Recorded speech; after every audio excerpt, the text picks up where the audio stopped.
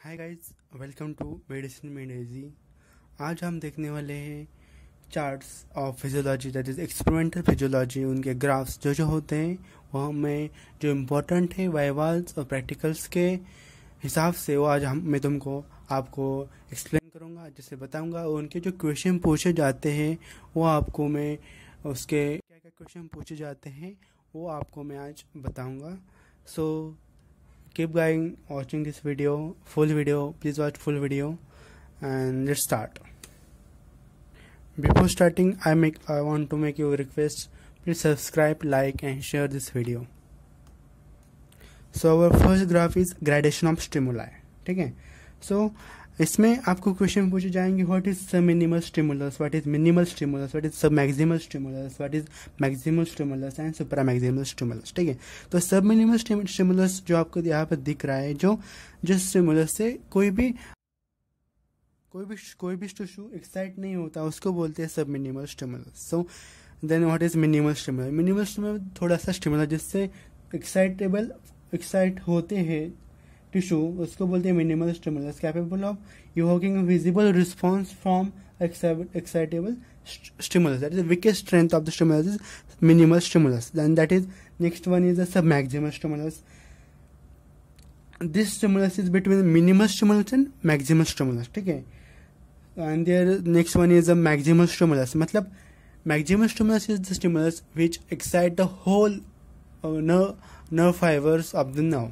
ठीक है। या फिर fibers of the muscle that excite the whole tissue, that is maximal stimulus. and supramaximal stimulus मतलब सारे मसल्स तो पहले से ही एक्साइट हो चुके हैं, तो सुपरामैक्सिमल स्टिमुलस देने के मतलब मैक्सिमल से ज़्यादा स्टिमुलस होता है सुपरामैक्सिमल स्टिमुलस। लेकिन इस स्टिमुलस से कोई भी एक्साइटेबल टिश्यू एक्साइट नहीं होता, क्योंकि मैक्सिमल उसमें वो पूरे तरीके एक्साइट हो चुका है। This one is the gradation of stimuli का एक ग्राफ है। Sub minimal, minimal, sub maximal, maximal and supra maximal. Okay. So हमारा नेक्स्ट ग्राफ है सिंपल मसल ट्विच। ठीक है। तो सिंपल मसल ट्विच क्या होता है, उसका डेफिनेशन आपको बताना होगा। Then next question will be the what is latent period. Latent period क्या होता है? जब आपने the time interval between the application of stimulus and the initiation of the response, it is the latent period. So जो आप दिख रहे हैं इस ग्राफ में, जो ए एंड बीच का है जो डिफरेंस है वो है लेटेंट पीरियड। ठीक है।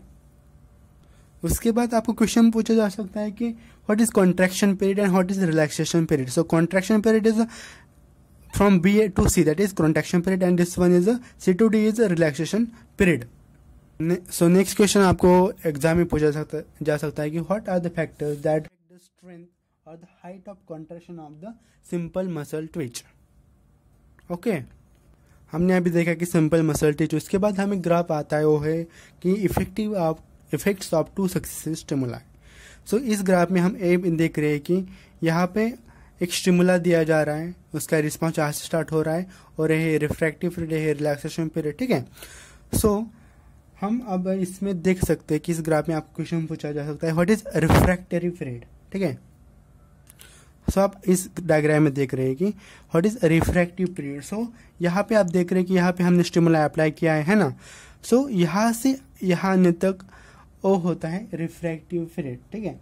Refractory period. So refractive period is divided into absolute refractive period and the relative refractive period. So absolute refractive period जो होता है,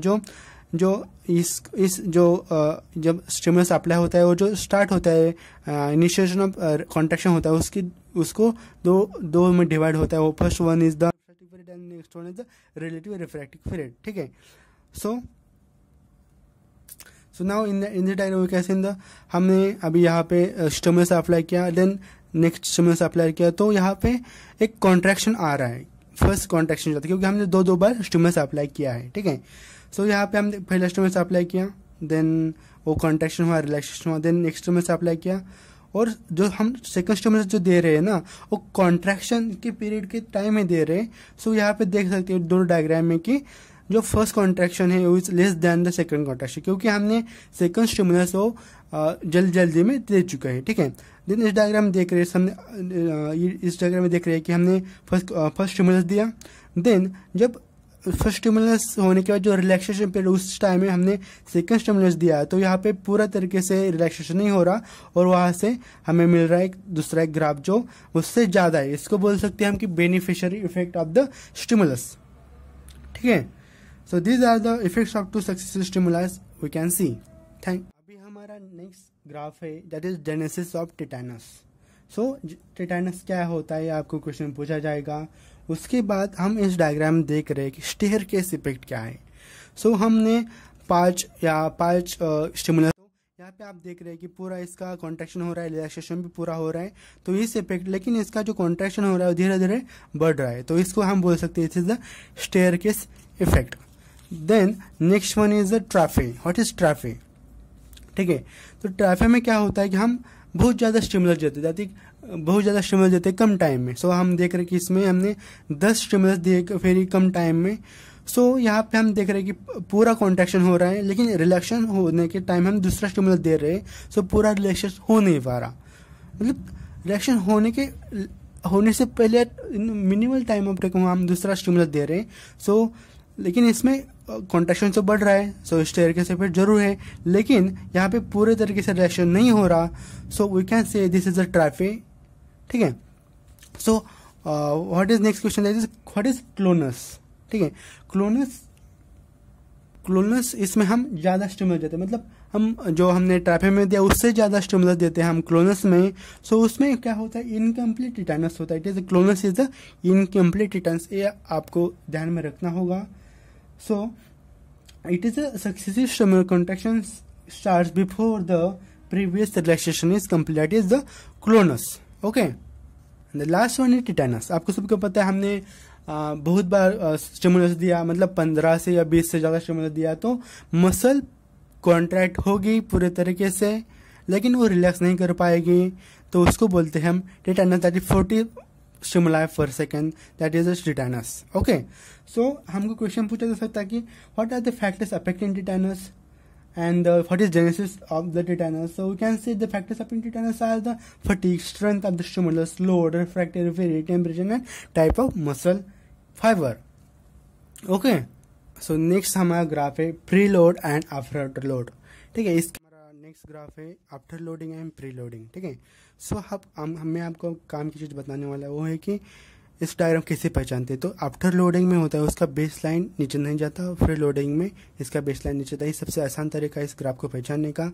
so what is free loading, what is after loading? Free loading जो होता है वो होता है कि मसल फिल हम लोड पहले से ही डाल देते हैं, मसल में रोड कॉन्ट्रैक्शन स्टार्ट होने से पहले हम उसको लोडिंग करते हैं, तो उसको बोलते हैं फ्री लोडिंग। और आफ्टर लोडिंग में हम मसल कॉन्ट्रैक्शन होने के बाद लोड डालते हैं, उसको बोलते हैं आफ्टर लोडिंग। ठीक है, so this are the two graphs for after loading and this is free loading. So you can know what is you should know what is preloading, what is after loading, and what are the factors affecting them.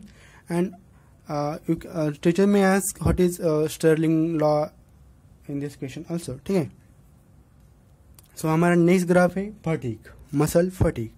सो इस graph को पहचानने का आसान तरीका है कि web like structure, आपको जहाँ पे देखे वेब लाइक स्ट्रक्चर उसको बोलना है muscle fatigue. So what is the seat, muscle fatigue का सीट क्या वो है न्यूरोमस्कुलर जंक्शन।